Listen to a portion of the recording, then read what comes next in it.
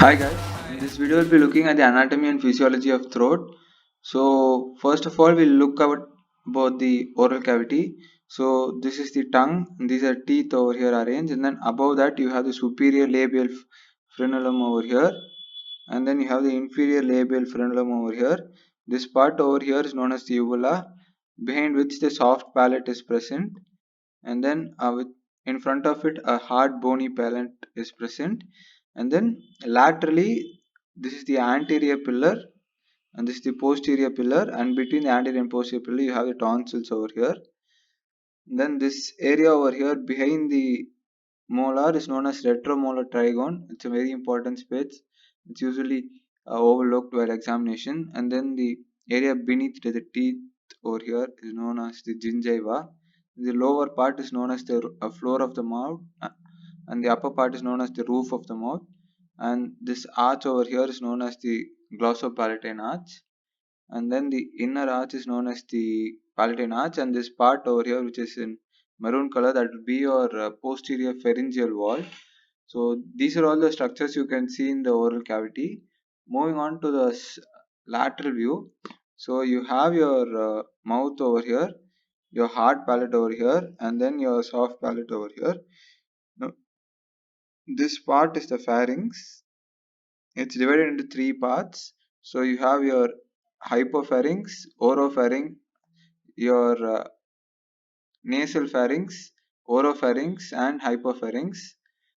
So nasopharynx, oropharynx, and hypopharynx. In your nasopharynx, you have the opening for the eustachian tube, and then the adenoids present. So on the oropharynx, you have a Walde's ring of lymphatic vessels present. So you have your lingual tonsil, your palatine tonsil, and then your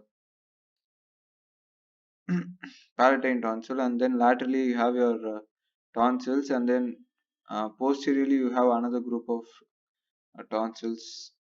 So I just forgot their names. So if someone knows it, please do type in the comment below. I'll pin it.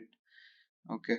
So moving on, this is just a color picture of the same thing. So here you can look at the parts of the lower part of the throat. That'll be your. This is the epiglottis over here, and then you have your larynx, which is this part, and then this is your vocal cords present over here, and then you have your trachea and your thyroid present over here. So these are all important parts of the throat which help in phonation. Moving on, this will be the last part of the anatomy of the throat, which is very repeatedly asked. So the cartilaginous framework of the larynx. So it has one bone, which is the hyoid bone over here, and then three sets of paired cartilages, and then three unpaired cartilages. So the three unpaired cartilages are your thyroid cartilage over here, your cricoid cartilage, and your epiglottis, which is in the interior side over here. So this is the epiglottis, this area is the epiglottis, and then you have three sets of paired cartilages which are present over here. So they'll be over here, your corniculate, cuneiform, and arytenoid. So those three will be present over here in this region over here. So I have a picture of that over here. You have the cuneiform, the corniculate, and the arytenoids over here in the posterior part of the larynx. And then two important membranes are present, the thyrohyoid membrane and the quadrangular membrane over here. Then some of the important ligaments present are uh, your middle thyroid ligament, and then your cricothyroid ligament are two important ligaments which you need to know.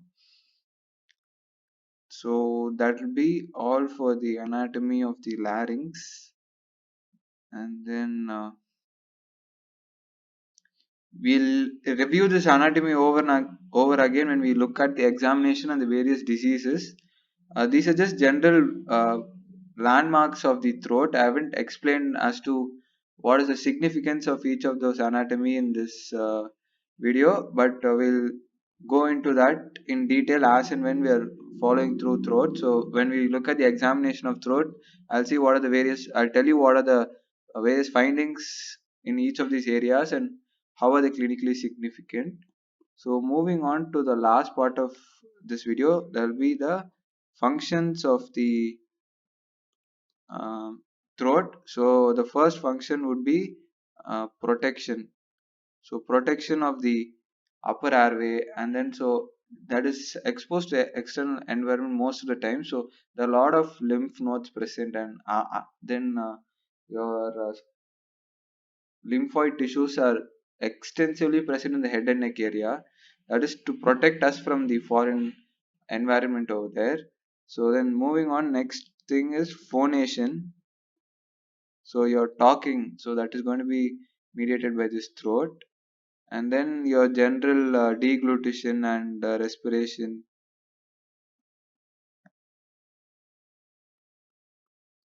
These are some of the important functions the throat takes care of. So please do remember that the first most important function it does is protection from foreign bacteria or any kind of irritant substance. So how it does this is using these Waldeyer's ring over here. There are two sets of Waldeyer rings. So the first one will be your internal ring. So that will be a tubal tonsil, your palatine tonsil, and then your adenoids over here. There will be one more tonsil over here, which is your I'm not sure about its name. And in the outside, you will have groups of cervical lymph nodes which form a circle. So these help in fighting diseases against the whatever diseases which are caused by the various bacteria and virus. So another interesting fact is around 300 to 500 lymph nodes are present in the head and neck region alone, which is the most densely populated region of lymph nodes in our body. It's another important fact which you need to know. So that will be all for this video. If someone knows the names of the inner ring of Walder, all the tonsils, please do comment down below, and we'll I'll see you in the next video. Thank you.